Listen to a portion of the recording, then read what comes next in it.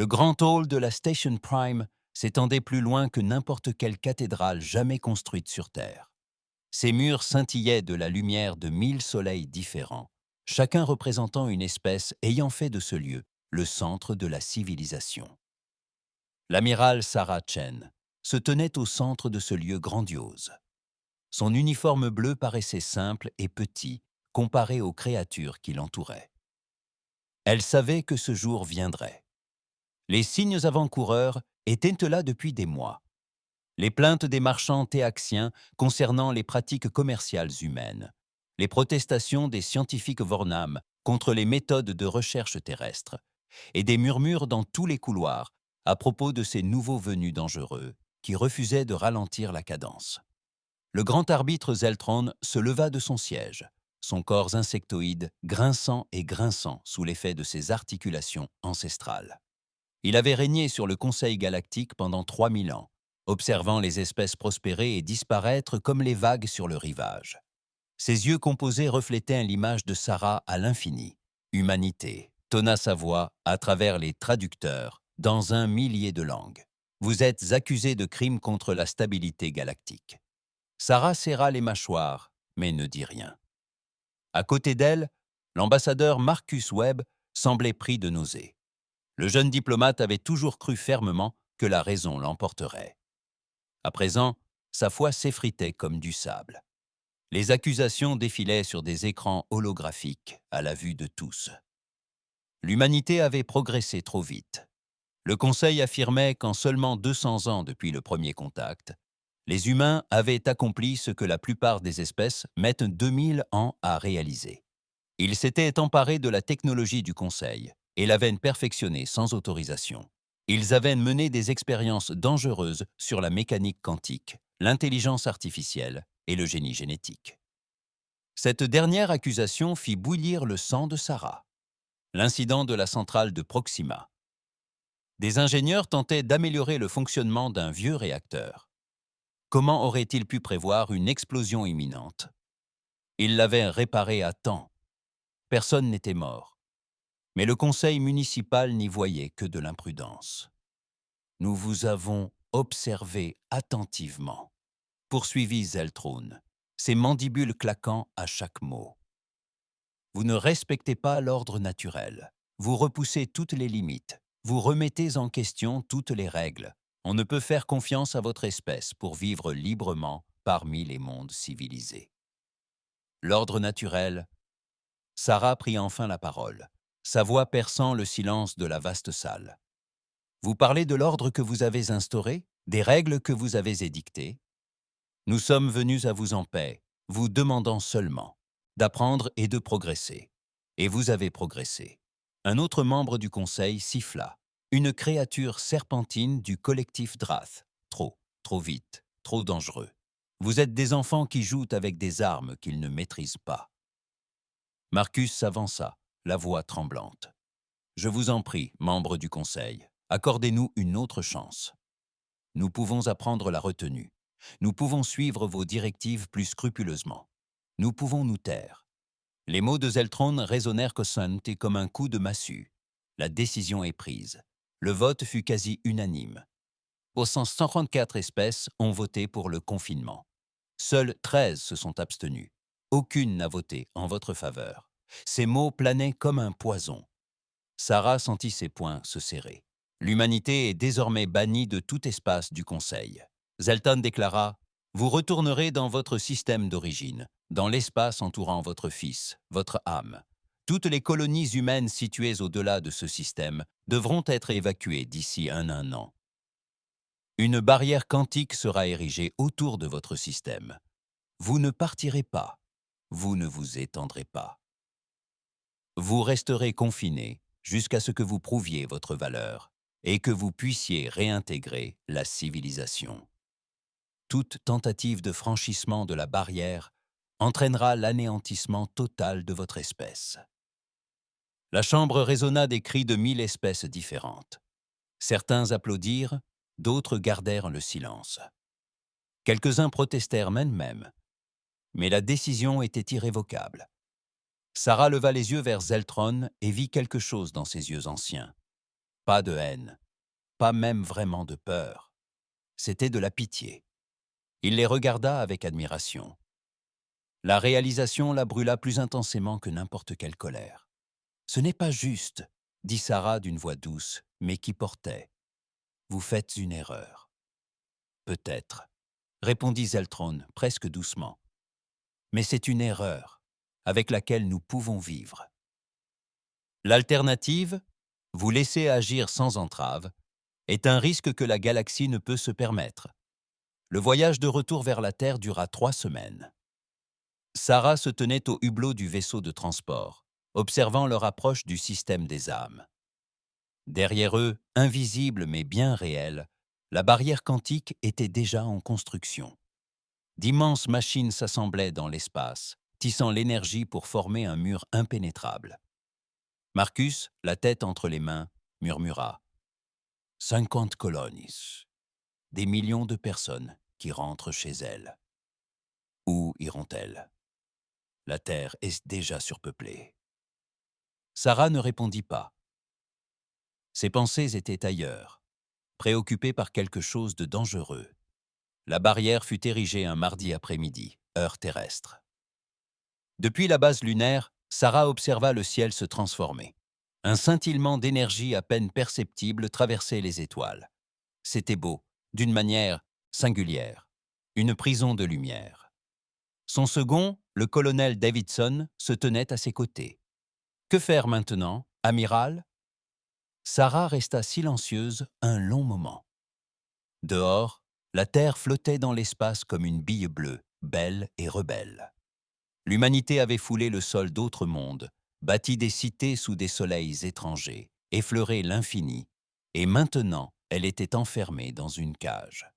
Maintenant, dit doucement Sarah, son reflet la fixant depuis la fenêtre, superposé à la barrière lumineuse.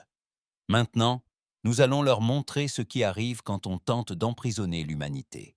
Nous ne cédons pas, nous ne capitulons pas, nous évoluons. Elle se tourna vers Davidson, et ses yeux brillèrent d'une telle intensité qu'il se redressa.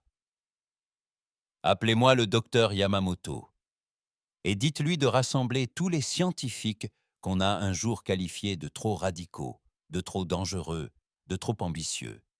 Dites-leur que nous avons du travail.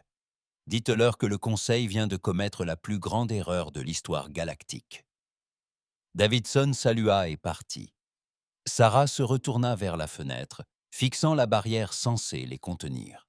« Ils croient nous avoir arrêtés. »« Nous » murmura-t-elle dans la pièce vide. « Ils n'ont aucune idée de ce qu'ils viennent de faire. » La barrière pulsait d'énergie, stable et puissante. Derrière elle, l'humanité commençait à élaborer des plans. 20 ans s'étaient écoulés depuis son érection.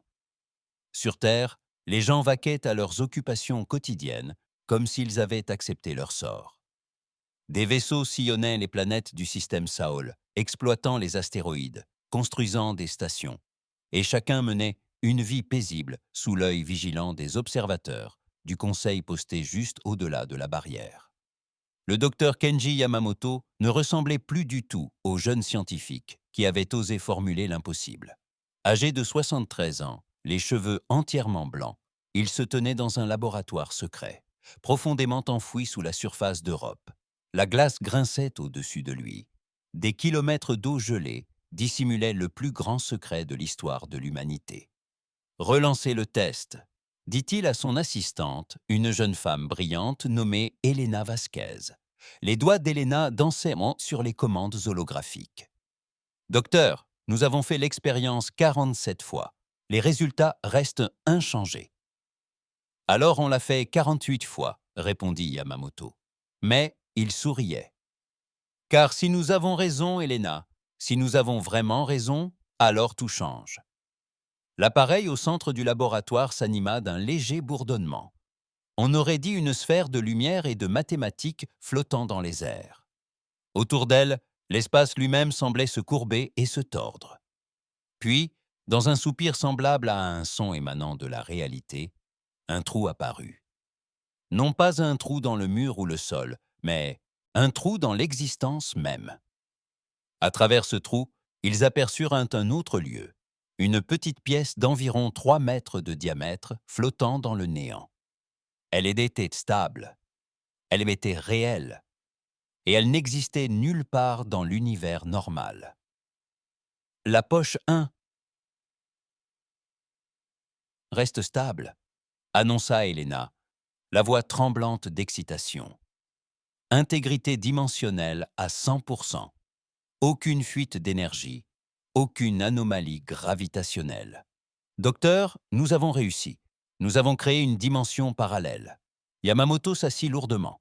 L'œuvre de sa vie, la théorie qu'il avait rendue ridicule sur Terre, était réelle. Le Conseil pensait comprendre l'univers. Il pensait en connaître les règles.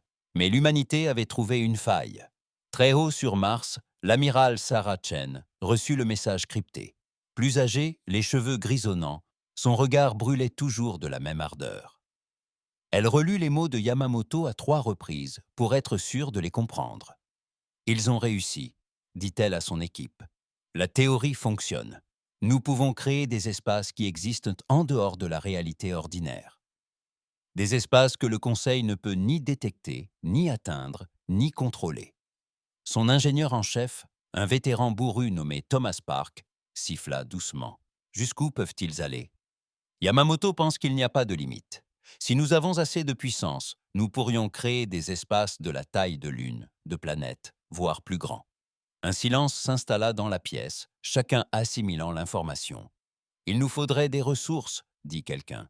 Des quantités massives de matériaux, d'énergie, de puissance de calcul. » Sarah sourit, mais ce n'était pas un sourire bienveillant. « Heureusement qu'on a un système solaire complet et rien d'autre à faire. Appelez-moi le conseil industriel. Dites-leur que le projet ailleurs passe à la phase 2 et dites-leur de faire comme si de rien n'était. » Les observateurs du conseil ne pouvaient rien soupçonner. Ils ne se doutaient de rien. Comment auraient-ils pu? Chaque analyse montrait une activité humaine normale. La population terrestre restait stable. L'exploitation minière se poursuivait au rythme prévu. Les humains semblaient avoir accepté leur captivité.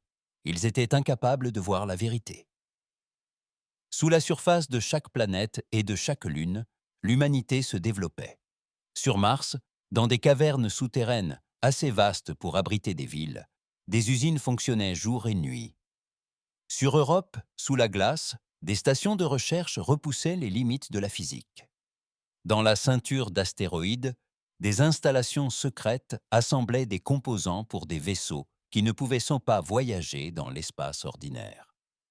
Et sur Titan, dans un laboratoire creusé dans du méthane gelé, l'équipe de Yamamoto créa son chef-d'œuvre. « Nous l'appelons Poche 7, expliqua Helena Ho, représentant réuni du gouvernement secret terrien. Elle n'avait que 32 ans, mais elle était déjà devenue l'une des plus grandes expertes de l'humanité en ingénierie dimensionnelle. Sa taille et sa tenue comparables à celle de la Lune. L'atmosphère y est stable et respirable. Nous pouvons y établir des points d'accès depuis n'importe quel point du système solaire. » Les représentants contemplèrent l'écran holographique qui montrait un monde qui ne devrait pas exister. Un monde dissimulé dans les replis mêmes de la réalité. « Combien pouvons-nous en créer ?» demanda la présidente Li Chen, dirigeante actuelle de la Terre et nièce de Sarah Chen. « Autant que nécessaire, » répondit Helena.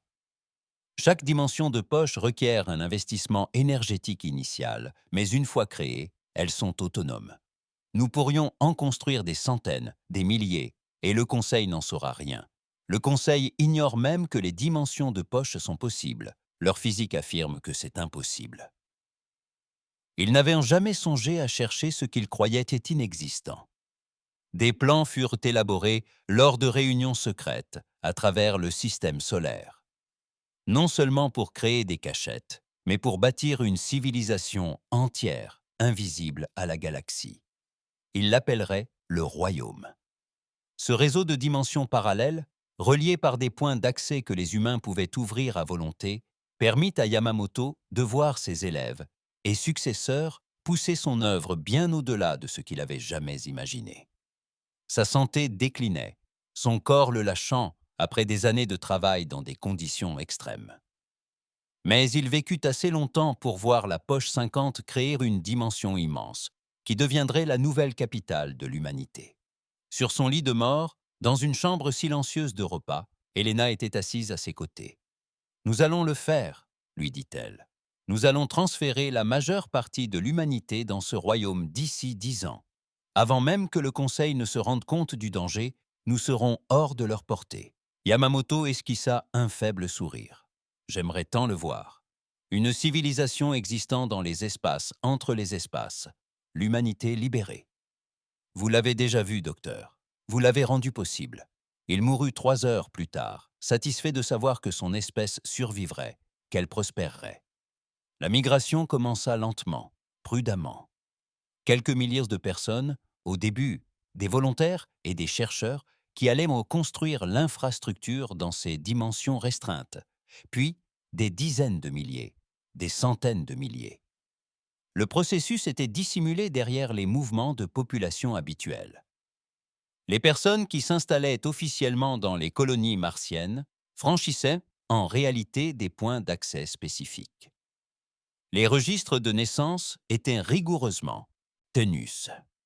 Seuls les certificats de décès des personnes ayant simplement rejoint une autre dimension étaient établis.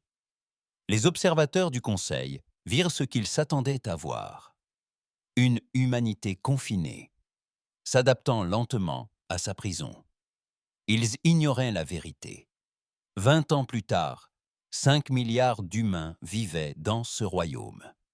D'immenses cités flottaient dans des dimensions parallèles où les lois de la physique étaient légèrement différentes, rendant possible des technologies que le Conseil avait jugées impossibles. Dans des dimensions où le temps s'écoulait plus vite, des fermes existaient permettant de cultiver en quelques jours des années de récolte. Des usines, dans des dimensions aux constantes physiques altérées, produisaient des matériaux impossibles à trouver dans l'espace normal. Et dans des dimensions militaires, cachées à tous sauf aux plus hauts dirigeants, l'humanité construisait des armes et des vaisseaux capables de voyager entre les réalités. Des soldats entraînés dans une gravité altérée, amplifiée par des technologies interdites par le Conseil. Une flotte entière, n'existant nulle part dans l'univers normal, attendant un jour qui ne viendrait peut-être jamais. Sarah Chen, âgée de 80 ans, mais maintenue en bonne santé grâce aux progrès médicaux nés dans ce royaume, se tenait dans la poche 50 et contemplait la ville qui s'étendait devant elle. Des millions de personnes vivaient ici, dans un espace qui, officiellement, n'existait pas. Des enfants jouaient dans des parcs sous des soleils artificiels. Les travailleurs se déplaçaient grâce à des points d'accès qui leur permettaient de voyager instantanément partout dans le système Saoul. Ma petite fille m'a demandé aujourd'hui si nous retournerions un jour parmi les étoiles. Elle s'adressait à Helena, devenue sa plus proche conseillère. « Que lui as-tu répondu » Sarah sourit. « Je lui ai dit que nous n'étions jamais partis. Nous y sommes déjà, en train de bâtir un royaume que le Conseil ne peut même pas imaginer. Et lorsque nous serons prêts, lorsque nous serons assez forts, nous leur montrerons ce qu'ils ont créé en essayant de nous emprisonner. » Helena acquiesça. Le vaisseau de première phase a achevé ses essais hier. Il a atteint Alpha Centaure et est revenu sans que le Conseil ne le détecte. Nous pouvons partir quand nous le voulons maintenant. Pas encore. Laissons-les croire qu'ils ont gagné. Laissons-les se sentir en sécurité. Nous nous révélerons au moment opportun. Bien au-delà de la barrière, la galaxie poursuivait son cours immuable, sans jamais se douter que derrière la prison qu'ils avaient érigée, l'humanité se métamorphosait en quelque chose de nouveau, d'incontrôlable pour le Conseil, d'imprévisible. Helena Vasquez était devenue plus qu'humaine. À 52 ans, elle avait passé tant de temps dans des dimensions parallèles aux lois physiques altérées que son corps s'était adapté. Des implants neuronaux reliant ses pensées directement au réseau de ce monde. Des modifications génétiques lui permettaient de survivre dans des espaces inaccessibles aux humains normaux. Elle était la grande architecte, celle qui avait façonné la réalité elle-même. Elle se tenait dans ce qu'ils appelaient l'espace de conception, une dimension parallèle où le temps s'écoulait différemment. Là, elle pouvait travailler pendant des semaines, alors que seules quelques heures s'écoulaient dans l'espace normal. Autour d'elle, Des plans holographiques affichaient l'état actuel du royaume. 3. 247 dimensions parallèles, chacune ayant une fonction spécifique. Les mondes principaux sont achevés, annonça son assistant. Le jeune homme était né dans ce royaume et n'avait jamais vu le ciel terrestre, si ce n'est à travers des enregistrements. 7 dimensions, chacune de la taille de la Terre, une capacité de population de 12 milliards d'humains. Helena acquiesça, manipulant l'écran par la pensée. Les mondes centraux étaient leur plus grande réussite. Des planètes entières, nichées dans les replis cachés de la réalité, chacune conçue avec soin pour une efficacité maximale. L'une d'elles maîtrisait parfaitement le climat. Une autre possédait des continents aux formes spécifiquement adaptées à l'agriculture. Une troisième était un immense océan dédié à l'aquaculture et à la recherche.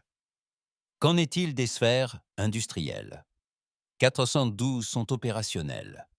Nous avons expérimenté des dimensions où l'interaction forte est légèrement plus faible. Cela facilite la manipulation de la matière à l'échelle atomique. Les cadences de production dépassent les prévisions de 30%. 30%, mieux que l'impossible, pensa Helena avec satisfaction. Ces sphères industrielles étaient des dimensions parallèles où les lois de la physique opéraient légèrement différemment, permettant ainsi des techniques de fabrication impossibles dans l'espace normal. Les matériaux trop instables, ailleurs, restaient solides là-bas. Des réactions qui exigeaient une énergie colossale dans l'espace ordinaire se produisaient naturellement. La dimension de l'Académie était la fierté d'Helena. Le temps s'y écoulait 10 fois plus lentement. 10 jours à l'intérieur pour 1 jour à l'extérieur.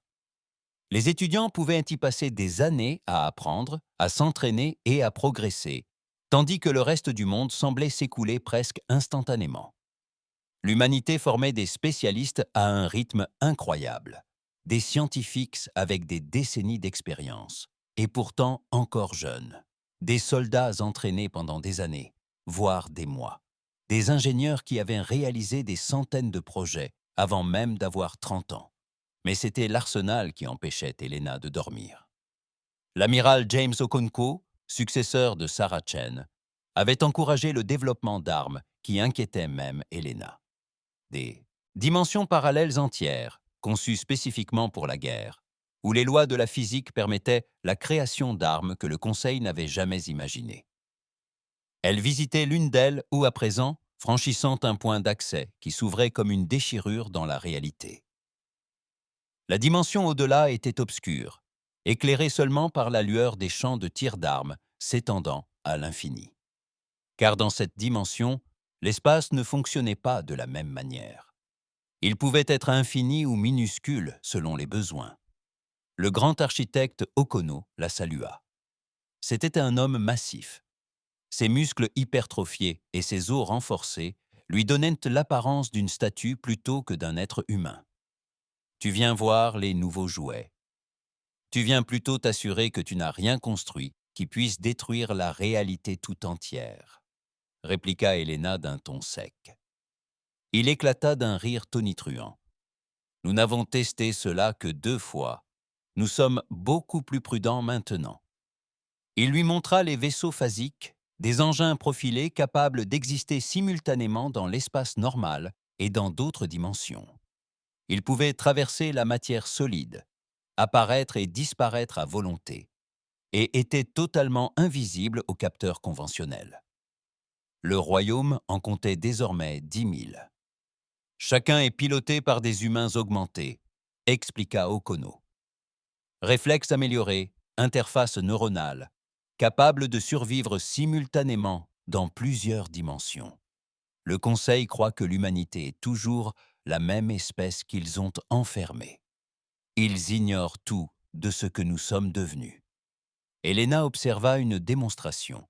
Un vaisseau à phase apparaissait et disparaissait par intermittence, semblant se trouver à une douzaine d'endroits à la fois. Des armes venues d'autres dimensions tiraient piété sur des cibles dans l'espace normal, les détruisant sans qu'aucun rayon ni projectile ne soit visible. « C'est trop », dit-elle doucement.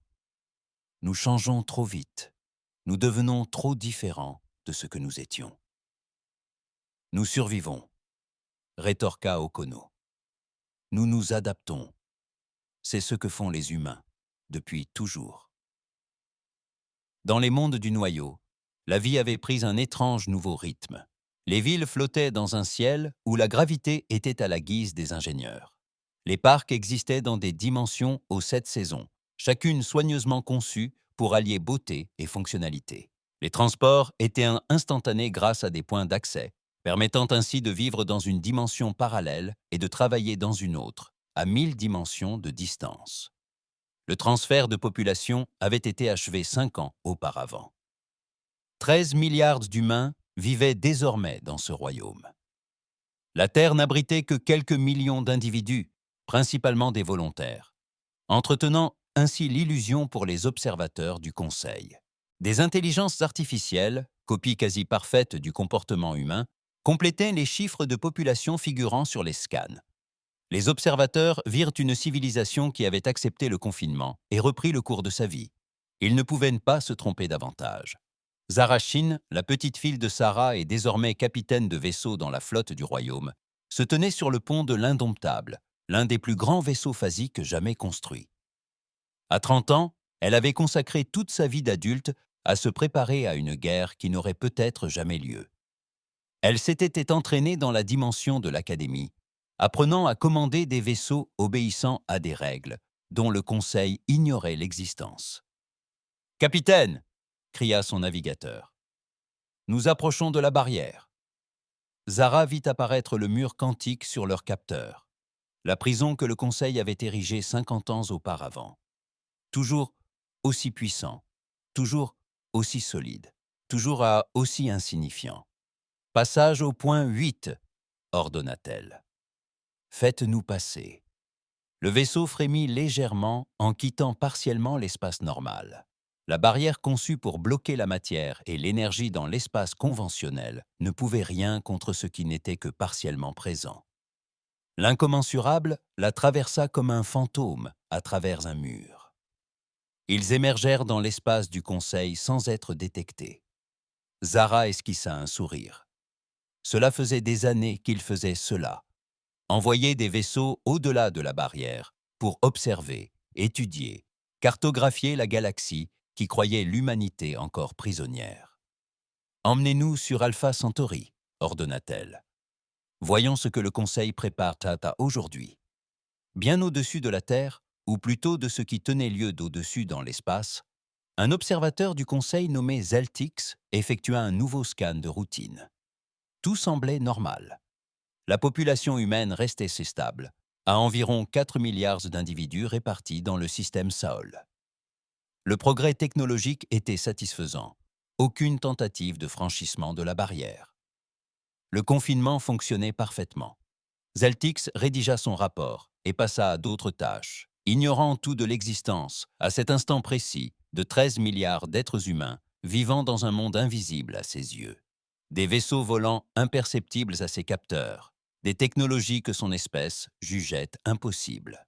Dans la salle du Conseil des architectes, une dimension parallèle conçue spécialement pour les dirigeants, le débat faisait rage. « Nous devons nous révéler maintenant », affirmait un membre. « Montrer à la galaxie ce que nous sommes devenus, prendre notre place parmi les étoiles. »« Non », rétorquait un autre. « Nous ne sommes pas prêts. Le Conseil possède des armes dont nous ignorons l'existence, une technologie qu'ils n'ont, partagée avec personne. Nous avons besoin de plus de temps. » Helena, debout dans la chambre, se tut. En tant que grande architecte, sa voix portait. « Nous attendons, dit-elle fermement. Encore une génération. Nous construisons 3000 dimensions de poches supplémentaires. Nous agrandissons la flotte. Nous perfectionnons nos technologies. Et alors, quand nous serons vraiment prêts, nous ne nous contenterons pas de nous révéler. Nous leur montrerons une puissance que la galaxie n'a jamais vue. Nous veillons à ce que, lorsque l'humanité retournera parmi les étoiles, plus jamais personne ne nous emprisonne. » Le vote a eu lieu. La décision a été prise. Une génération de plus à construire, une génération de plus à se cacher. Et alors, la galaxie apprendrait ce qui s'est passé lorsqu'on a tenté de contenir l'humanité. Sur Terre, dans l'une des rares villes encore habitées, une vieille femme était assise dans un parc et regardait des enfants jouer. Sarah Chen avait désormais 120 ans. Maintenue en vie par une médecine du royaume que le Conseil jugeait impossible, elle avait tout vu. Le jugement, la barrière, les années de désespoir et l'ascension glorieuse du royaume. Elle ne verrait pas la révélation finale qu'elle pressentait. Mais peu importait. Elle avait vécu assez longtemps pour voir l'humanité survivre, prospérer, devenir à la fois magnifique, terrible et libre. Une jeune fille accourut vers elle, l'une des rares enfants encore nés sur Terre. « Arrière-grand-mère, demanda la fillette, verrons-nous un jour les vraies étoiles ?» Sarah sourit et désigna le ciel où la barrière scintillait imperceptiblement. « Ma chérie, dit-elle doucement, nous le faisons déjà. Chaque jour, de façon que le Conseil ne peut imaginer, et bientôt, tout le monde le saura. » L'enfant s'enfuit jouer, satisfait. Sarah se rassit et ferma les yeux, écoutant les sons de la terre. Sa terre, la terre libre, la terre cachée. La galaxie pensait l'humanité prisonnière. Elle ignorait que le piège s'était transformé en forteresse. La cage était devenue un royaume. Et bientôt, très bientôt, les portes de la prison s'ouvriraient de l'intérieur. L'attaque contre Kartak Prime commença à l'aube, bien que l'aube n'ait aucune signification dans l'espace. La flotte souveraine de Rick, forte de 3000 vaisseaux, fondit sur la colonie du Conseil comme une nuée de sauterelles. Leurs armes étaient antiques et terribles, une technologie issue de civilisations disparues bien avant l'existence du Conseil. La réalité elle-même semblait hurler au son de leurs canons. Le haut arbitre Zeltan observait la scène depuis la station Prime, son corps séculaire tremblant. Il régnait depuis 3000 ans et, durant tout ce temps, il n'avait jamais vu un tel carnage. La flotte du Conseil, 500 vaisseaux d'espèces diverses, combattit avec bravoure et périt rapidement. Les boucliers modernes étaient impuissants face aux Ntao. Armes de Vic, les tactiques modernes ne permettaient pas d'anticiper leurs mouvements. « Combien de colonies ont-ils prises ?» demanda-t-il. « 17, répondit son aide. Un jeune Télaxien à peine en âge de servir. 12 autres sont attaqués. Les pertes se chiffrent en milliards. » Zeltron ressentit chaque parcelle de ces 3000 ans. Les Vix étaient apparus il y a 5 ans, venus des confins de l'espace, au-delà des régions cartographiées. Au premier abord, ils avaient ni semblé être une espèce comme les autres, cherchant à intégrer le Conseil.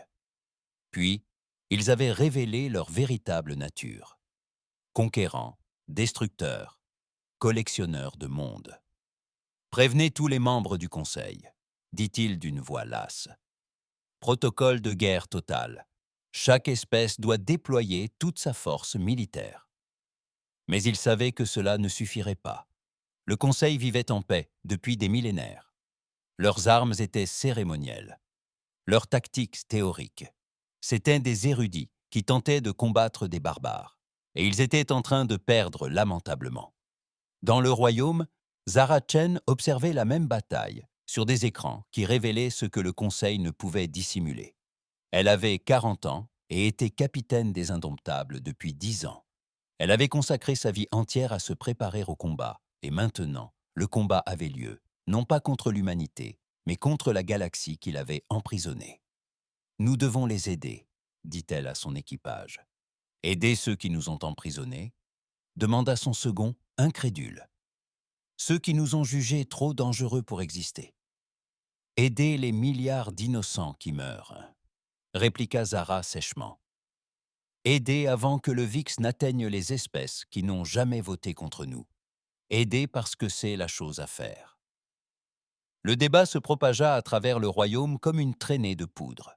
Dans chaque dimension parallèle, les humains s'affrontaient. Certains disaient que le Conseil brûle. C'était justice pour K, après 50 ans d'emprisonnement. D'autres estimaient que l'humanité valait mieux que la vengeance.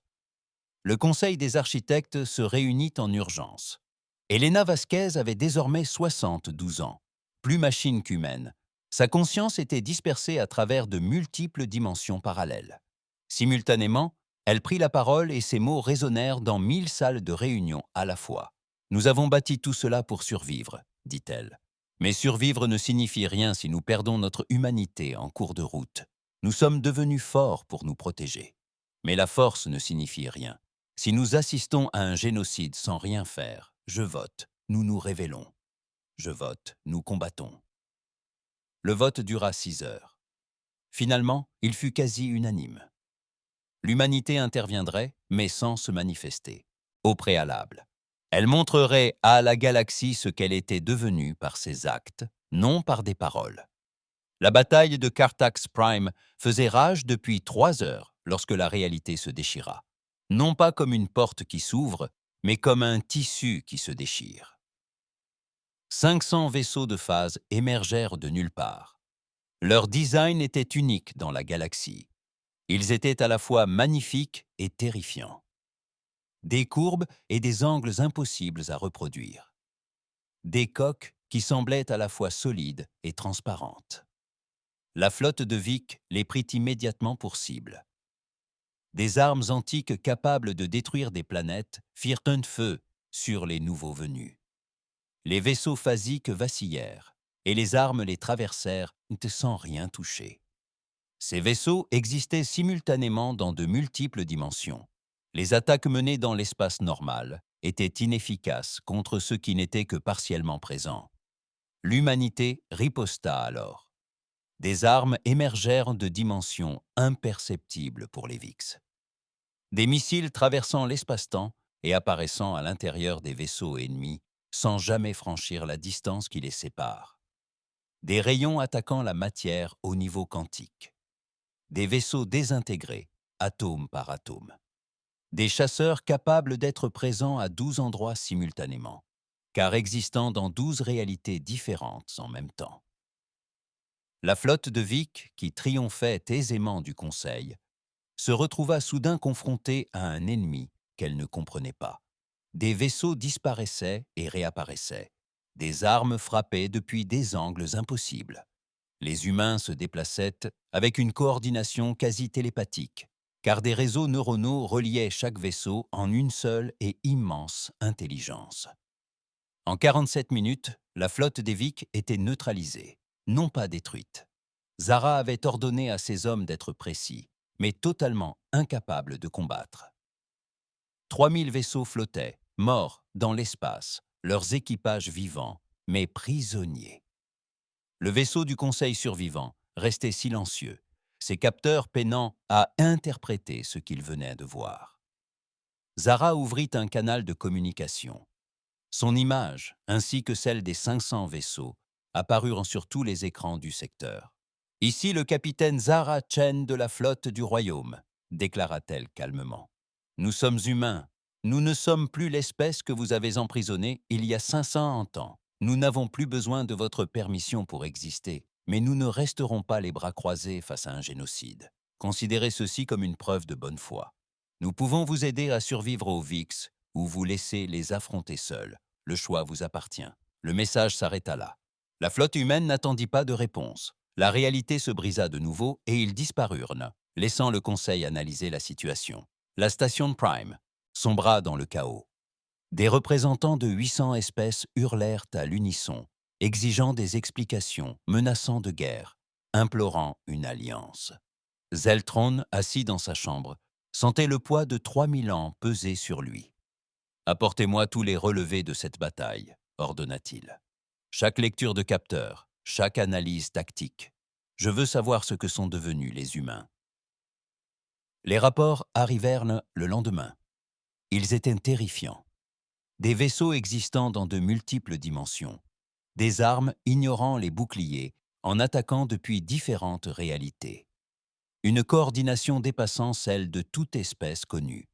Une technologie que les meilleurs scientifiques du Conseil jugeaient théoriquement impossible. « Comment ?»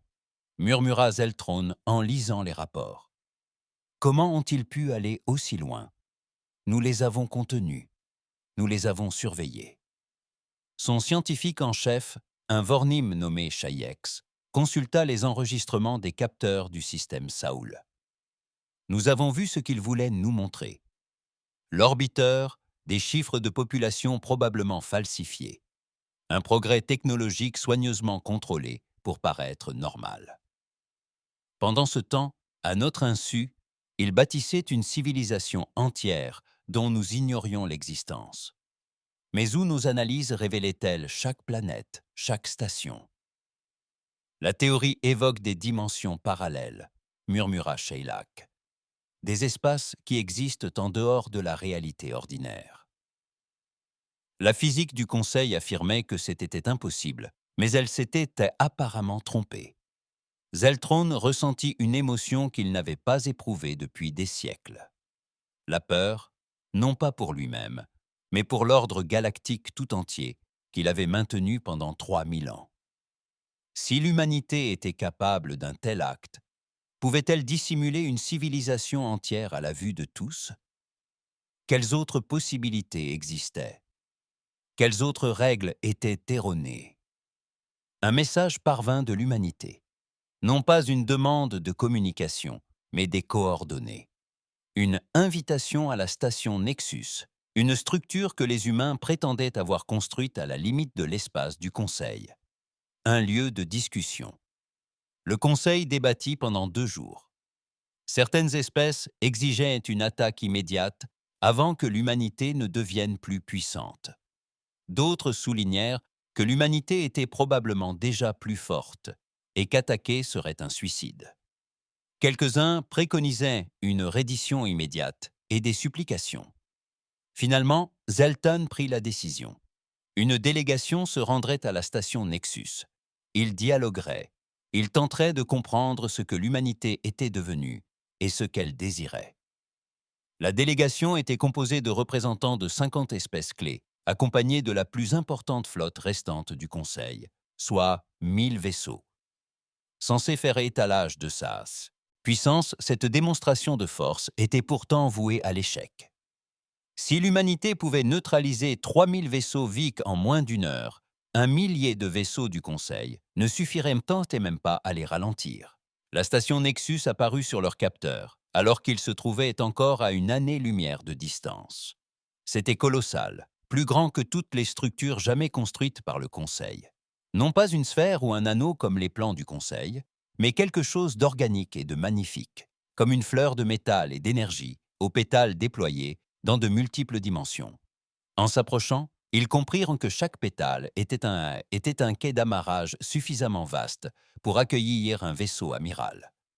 La station existait en partie dans l'espace normal et en partie dans d'autres dimensions, se déplaçant et vacillant de façon insoutenable. « Ils ont construit ça », murmura Zeltan. « Alors que nous les croyions confinés, ils ont construit ça.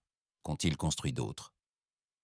La délégation s'amarra et fut escortée à l'intérieur de la station par des humains d'apparence presque normale. Des muscles presque hypertrophiés, visibles sous leurs vêtements. Des yeux qui reflétaient la lumière de façon anormale, leur permettant de voir au-delà des spectres normaux. Des implants neuronaux visibles aux tempes, les reliant à des réseaux imperceptibles pour le Conseil.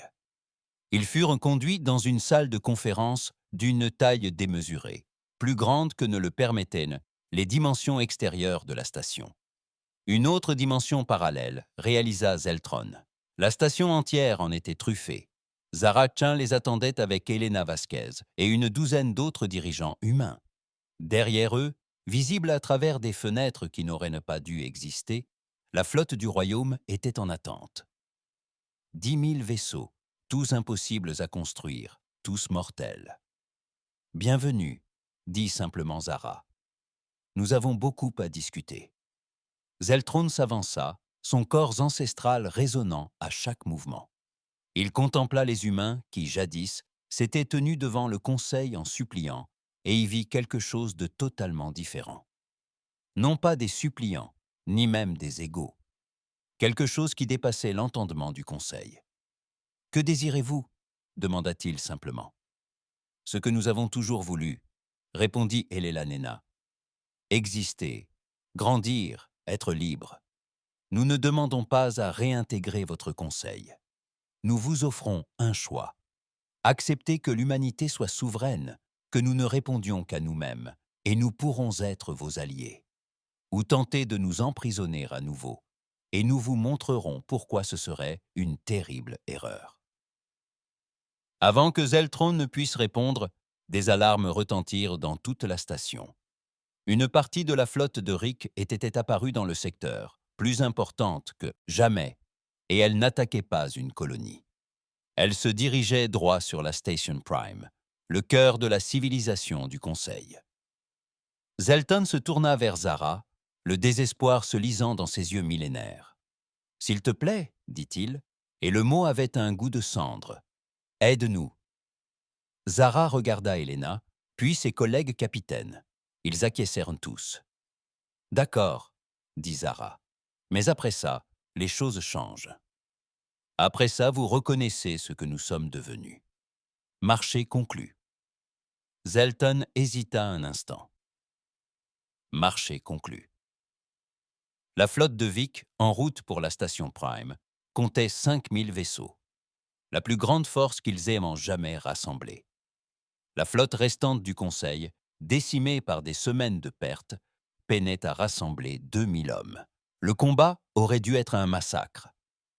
La flotte du Royaume arriva la première. 10 000 vaisseaux de phase se matérialisèrent autour de la station Prime, telles des étoiles apparaissant dans un ciel vide. Zara se tenait sur la passerelle de l'Indomptable, désormais vaisseau amiral de l'armée humaine, et observait l'approche de la flotte des Vix grâce à des capteurs capables de percevoir simultanément plusieurs dimensions. « Ça y est, » dit-elle à son équipage, « tout ce que nous avons construit, tout ce pourquoi nous nous sommes préparés. Aujourd'hui, la galaxie découvre ce que l'humanité est devenue. » Les Vix ouvrirent le feu les premiers, comme toujours. Leurs armes ancestrales déchirèrent la réalité elle-même. Ces mêmes armes qui avaient anéanti les flottes du Conseil. Mais les vaisseaux humains vacillèrent et se déphasèrent, existant dans des dimensions inaccessibles à ces armes. Les Vix avaient combattu le Conseil, une espèce soumise aux lois de la physique conventionnelle. Ils n'avaient jamais affronté un ennemi capable de se téléporter hors de la réalité lorsqu'il était attaqué. La riposte de l'humanité fut colossale, des vaisseaux capables d'attaquer simultanément depuis une douzaine de dimensions. Des armes apparaissaient à l'intérieur des vaisseaux ennemis sans même traverser l'espace. Des chasseurs se déplaçaient plus vite que la lumière, en empruntant des raccourcis à travers l'espace-temps. La bataille tenait moins du combat que de la démonstration d'une technologie impossible. Mais quelque chose clochait. Zara le perçut sur les écrans tactiques, des schémas incohérents. Les Vix étaient en train de perdre, mais ils battaient en retraite dans une direction précise. Ils ne fuyaient pas au hasard, mais se dirigeaient massés vers quelque chose avec un but précis. « Suivez leur trajectoire », ordonna-t-elle. « Où vont-ils » La réponse ne tarda pas et la glaça d'effroi. Les Vix n'attaquaient pas seulement. Ils fuyaient, et ils se dirigeaient vers une immense faille dimensionnelle qui n'existait pas auparavant. Une réalité qui s'étendait à vue d'œil.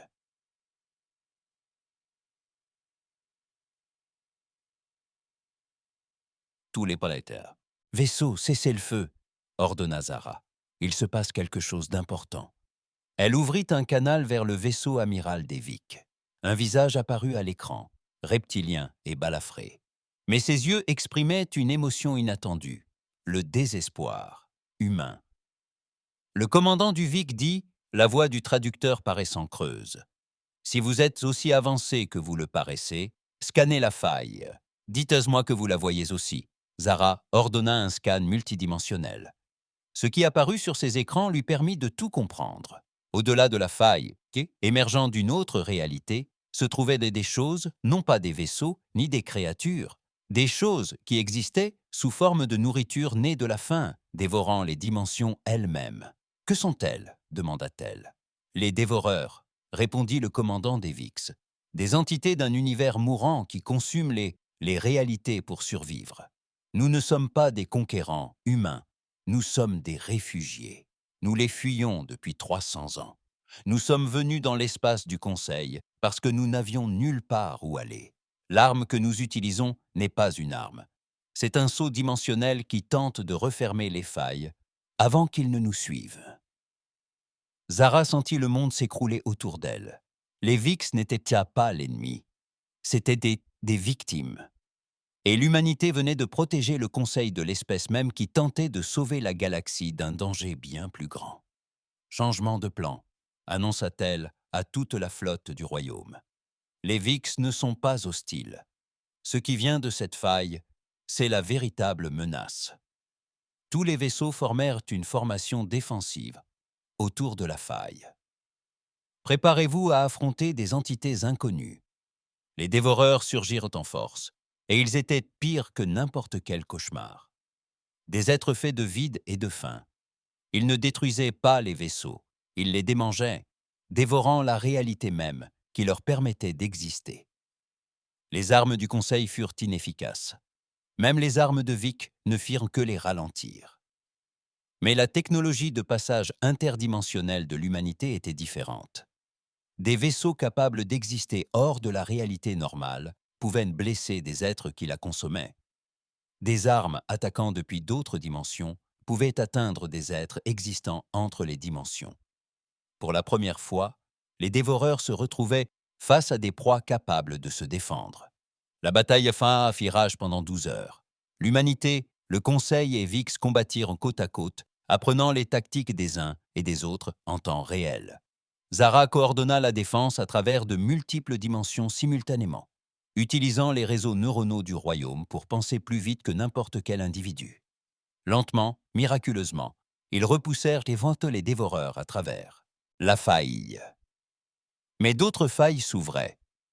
Les dévoreurs avaient trouvé refuge au sein du Conseil et approchaient en force. Elena Vasquez arriva sur le champ de bataille à bord d'un vaisseau qui ressemblait davantage à un laboratoire qu'à un navire de guerre. Elle avait passé les 6 dernières heures à travailler sur une chose impossible, même selon les normes du royaume. Lorsqu'elle le présenta à l'assemblée dirigeante réunie, même Zeltron eut du mal à le comprendre. « Nous l'appelons l'Égide », expliqua Elena en projetant des hologrammes existant simultanément dans 17 dimensions. Un réseau qui scellera la galaxie entière dans une enveloppe dimensionnelle protectrice. Les dévoreurs absorbent la réalité, mais ils ne peuvent en absorber qu'une à la fois. Si nous superposons plusieurs réalités, créant ainsi une barrière existant simultanément dans toutes les dimensions, ils ne pourront pas la franchir. « Pouvez-vous construire une telle chose ?» demanda Zeltron. « Pas seul, admit Elena. Nous avons besoin de la technologie dimensionnelle des royaumes, des ressources du Conseil, de la puissance de calcul et des connaissances de Vic sur la nature du dévoreur. Nous devons tous collaborer. » Le commandant des Vix, qui s'était présenté comme chef de guerre, laissa échapper un soupir et acquiesça lentement. « Nous les étudions depuis des siècles. Nous connaissons leurs faiblesses. Nous pouvons les aider. » Pour la première fois dans l'histoire galactique, 3 civilisations qui auraient dû être ennemies unirent leurs forces. Des vaisseaux frics transportèrent des ingénieurs humains jusqu'au site des failles. Des stations du Conseil alimentèrent les ancres dimensionnelles du royaume. Des espèces qui n'avaient jamais communiqué auparavant ont partagé des données grâce aux réseaux neuronaux de l'humanité. La construction de l'Égide a duré 6 mois. 6 mois de lutte acharnée contre les incursions des dévoreurs. 6 mois de défaites et de victoires pour des espèces qui ont appris à se faire confiance par nécessité. L'humanité ouvrit certaines parties du royaume au Conseil et aux ouvriers de Vic, leur permettant de contempler la civilisation impossible qu'elle avait bâtie. La compréhension remplaça la peur. Le respect remplaça les préjugés. Zeltan traversa une cité du royaume, une dimension parallèle, où des millions d'humains vivaient dans un espace qui ne pouvait exister. Il observa des enfants jouer dans une gravité qui se modifiait par la pensée, vit des usines produire des matériaux impossibles à trouver dans l'espace normal, et fut témoin d'une civilisation qui avait transcendé les limites physiques de l'univers lui-même. « Nous avons été des imbéciles », admit-il à Elena, qui l'avait guidé à travers les merveilles. « Nous avons perçu ton potentiel et l'avons qualifié de danger. Nous aurions dû l'appeler espoir. Tu as pris une décision sous l'emprise de la peur, répondit Elena. Et nous avons réagi en devenant ce que tu craignais encore davantage. Aucun de nous n'avait entièrement raison. Mais peut-être pouvons-nous faire mieux maintenant. L'activation finale de l'égide se produisit simultanément à travers la galaxie. Des milliards d'encres dimensionnelles, construites par les trois civilisations, s'activèrent en parfaite synchronisation. La réalité elle-même se déroula et se replia, créant une enveloppe autour de la Voie lactée.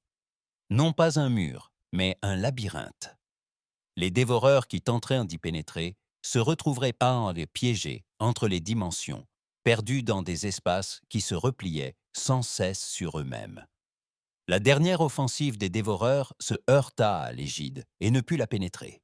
Ils la poussèrent et la griffèrent de toute leur force, mais elle tint bon. Après 300 ans de fuite, les Vix étaient enfin en sécurité. Après 50 000 ans de règne incontesté, le Conseil avait compris qu'il n'était pas seul au sommet. Après 50 ans d'emprisonnement, l'humanité avait libéré ses geôliers. La Station Prime organisa une cérémonie. Des représentants de toutes les espèces se réunirent, y compris des humains qui avaient jadis été bannis de cette même salle. Le Conseil galactique fut officiellement dissous et remplacé par l'Assemblée galactique, une véritable démocratie où chaque espèce, y compris l'humanité et les Vix, jouissait d'un statut égal. Le grand arbitre Zeltron, dont le titre était désormais dénué de sens, se tenait devant l'Assemblée et prononça des mots qu'il n'aurait jamais cru dire. Il y a 50 ans, j'étais ici même, et je jugeais l'humanité trop dangereuse pour vivre en liberté. Je me suis trompé. Non pas qu'elle ne fût pas dangereuse, mais parce que j'ai confondu danger et mal. L'humanité était dangereuse parce qu'elle repoussait les limites. Parce qu'ils ont refusé d'accepter les limites, car ils ont évolué plus vite que nous ne pouvions le comprendre. Ces qualités n'ont pas fait d'eux une menace. Elles ont fait d'eux des survivants. Et finalement, ces qualités nous ont tous sauvés. Il se tourna vers Zara, vers Elelena, vers la délégation humaine. Au nom du Conseil de l'Assemblée galactique, je vous présente mes excuses. Nous avons essayé de vous emprisonner. Nous avons essayé de vous limiter. Nous avons tenté de vous réduire à néant. Et vous avez répondu en devenant plus grand que tout ce que nous avions imaginé. Merci d'être l'espèce supérieure. Merci de nous avoir sauvés malgré ce que nous vous avons fait. La barrière quantique autour de Saoul s'est enfin effondrée. Pour la première fois en 50 ans, le mur d'énergie qui emprisonnait l'humanité s'est dissipé. Depuis la Terre, on vit les étoiles réapparaître, libérées de la prison scintillante. Dans un parc, à l'endroit même où Sarah Chen s'asseyait jadis, avec son arrière-petite-fille, un monument fut inauguré. Une simple pierre gravée de 2 dates, 203 2397. Les mots qui y étaient inscrits étaient brefs. Ils ont tenté de nous contenir. Ils ont tenté de nous limiter. Ils ont oublié que nous étions humains. Nous refusons les cages. Nous bâtissons de nouveaux mondes. Sarah se tenait devant le monument avec l'arrière-petite-fille de sa grand-mère. Une jeune fille prénommée Sarah, comme l'amiral à l'origine de tout. « Pourquoi nous ont-ils enfermés ?» demanda l'enfant. « Parce qu'ils avaient peur, » répondit Zara. « Peur de ce que nous pourrions devenir. Et d'une certaine manière, ils avaient raison d'avoir peur. Nous sommes devenus ce qu'ils n'auraient jamais imaginé. Nous sommes devenus leur salut. Sommes-nous encore humains ? Demanda l'enfant après tous ces changements. Zara sourit. Plus humain que jamais. Car être humain n'a jamais signifié rester le même. Il s'agit toujours de s'adapter, de survivre, de devenir plus que ce que nous étions. Le Conseil a tenté de nous garder en cage. Il n'avait pas compris que la cage se transformerait en chrysalide. 50 ans plus tard, la galaxie avait changé d'aspect. Des dimensions de poches humaines parsemaient les étoiles, offrant un refuge à toute espèce qui le souhaitait. La technologie des royaumes avait été librement partagée, faisant progresser la galaxie entière de plusieurs millénaires en quelques décennies. Les Vix s'étaient installés dans l'espace du Conseil. Leur culture guerrière avait trouvé un nouveau sens à leur existence en défendant l'égide. et à la lisière de toute chose, là où l'égide scintillait d'une lumière impossible, des gardes de 100 espèces veillaient, guettant des menaces qui ne viendraient peut-être jamais. Parmi eux, des humains. Leurs vaisseaux se déplaçaient entre les réalités. Leurs esprits étaient connectés par-delà les dimensions. Leurs yeux percevaient des longueurs d'onde que l'évolution naturelle n'avait jamais prévues. Un jeune étudiant extraterrestre, étudiant l'histoire des 100 dernières années, posa une question à son professeur humain. Avons-nous gagné? L'humanité a-t-elle gagné? Le professeur, citoyen du royaume de troisième génération dont le corps pouvait exister simultanément dans les 3 dimensions, sourit. Tout le monde a gagné. C'est là l'essentiel. Le Conseil a appris que la différence n'est pas dangereuse. Les VIX ont appris que les réfugiés peuvent devenir une famille. Et l'humanité a appris que la force sans compassion ne vaut pas mieux que ceux qui vous ont emprisonné. Mais l'humanité a sauvé tout le monde, insista l'élève. N'est-ce pas là votre rôle de héros? Le professeur contempla les étoiles, la galaxie qui les avait jadis craints et qui désormais les accueillait. Nous ne sommes pas des héros, nous sommes simplement des humains. Nous transgressons les règles, repoussons les limites et refusons d'accepter les contraintes. C'est ce que nous avons toujours fait. Le Conseil a tenté de nous en empêcher. Il a tenté de nous normaliser. Il a tenté de contenir ce qui fait de nous des êtres humains. Ils ont échoué, car on ne peut emprisonner une espèce dont toute l'histoire s'est faite d'évasion. Alors, que devenez-vous? Le professeur songea à ce royaume, à ces dimensions parallèles abritant des milliards d'êtres, à ces vaisseaux naviguant entre les réalités, à cette civilisation ayant transcendé les limites physiques de l'univers. Ils imaginaient l'humanité se répandant à travers la galaxie, non pas en conquérant, mais en alliés, partageant des technologies impossibles et tissant des liens entre des espèces qui ne s'étaient jamais comprises. Nous sommes libres, dit simplement le professeur. Nous sommes enfin pleinement libres et nous veillons à ce que tous les autres le soient aussi. C'est ce qui nous définit en tant qu'êtres humains. Ce n'est ni la technologie, ni le pouvoir, mais le choix d'utiliser ce pouvoir pour élever les autres au lieu de les rabaisser. L'étudiant semblait satisfait de cette réponse. Tous deux se retournèrent pour contempler les étoiles, où humains et extraterrestres collaborent pour protéger une galaxie qui avait appris une vérité simple. On ne contrôle pas la grandeur. On ne limite pas le potentiel. On n'emprisonne pas les espèces susceptibles de nous sauver. On les laisse s'envoler et on s'envole avec elles. Bien au-delà de l'égide, dans l'espace glacial entre les galaxies, les dévoreurs continuaient de repousser la barrière. Mais elle tenait bon. Elle tiendrait toujours, car l'humanité l'avait construite. Et l'humanité ne savait pas construire des choses qui se brisaient. Il ne savait n'en bâtir que des choses éternelles. La galaxie était en sécurité. La cage avait disparu. Et l'humanité, bannie, emprisonnée et oubliée, était devenue le fondement d'une nouvelle civilisation galactique. Non par la conquête ou la domination, mais par le simple refus de se contenter de moins que ce qu'elle pouvait être. Au final, le Conseil avait eu raison sur un point. L'humanité était dangereuse. Dangereux pour les tyrans, dangereux pour les limites, dangereux pour quiconque prétendait que c'était impossible. Et la galaxie n'en a été que meilleure.